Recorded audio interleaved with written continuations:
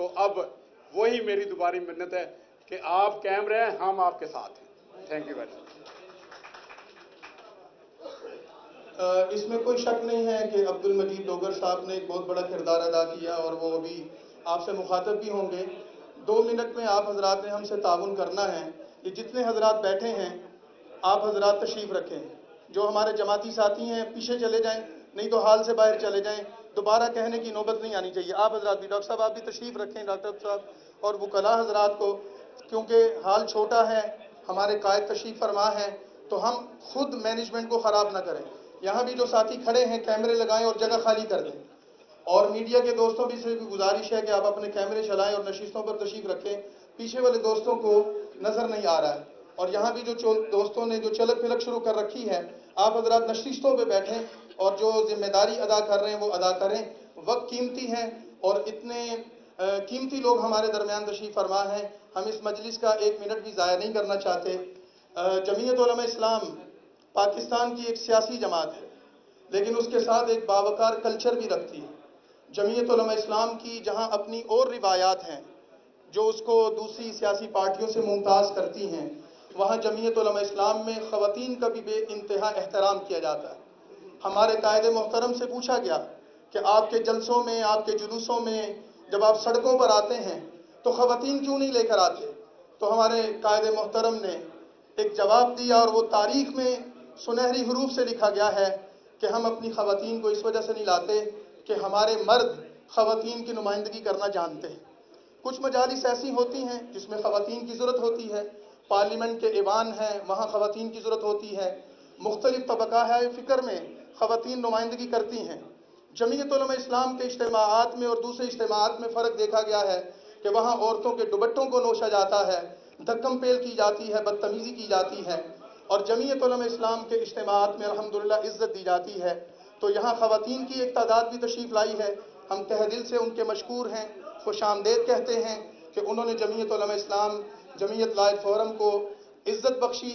اب ان کی نمائندگی کرنے کے لیے میں دعوت دے رہا ہوں محترمہ نازیہ نواز صاحبہ ایڈوکیٹ کو, کہ جو چیئرپرسن ہیں human rights committee Lahore high court کی بھی, کہ وہ تشریف لائیں اور 2 سے 3 منٹ میں خواتین کی نمائندگی کر لیں.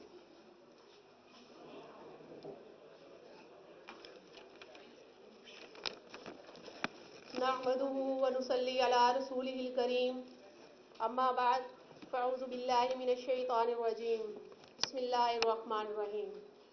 فخر ملت اسلامیہ قائد جمعیت حضرت مولانا فضل الرحمان صاحب اور محترم حاضرین مجلس, السلام علیکم. جیسا کہ آپ سب جانتے ہیں کہ مولانا صاحب اپنے مزاج میں پہاڑ سے بڑا ظرف, سمندر سے گہری وسعت قلبی رکھتے ہیں.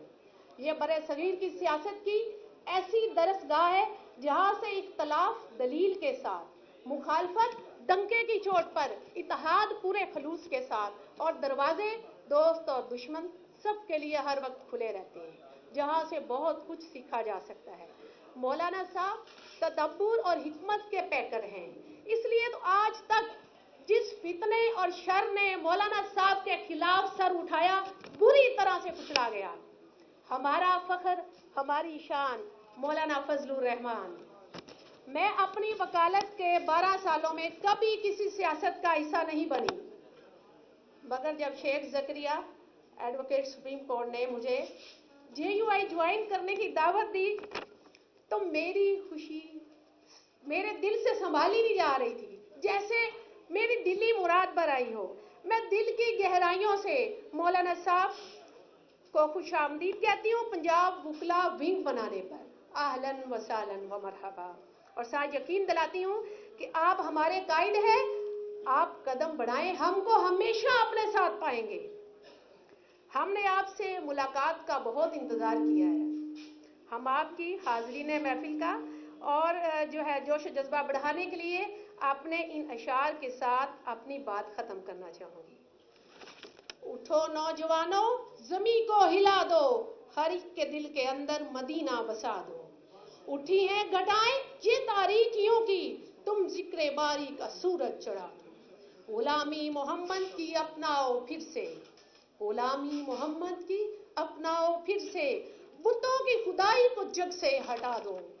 جہاں ہوگی اب دین کی بادشاہی، یہاں ہوگی اب دین کی بادشاہی، فضائے وطن کو یہ مژدہ سنا دو، بڑوں کی نگاہوں پہ لالچ کے پردے، اٹھو چھین کے سارے پردے ہٹا دو۔ Thank you very much.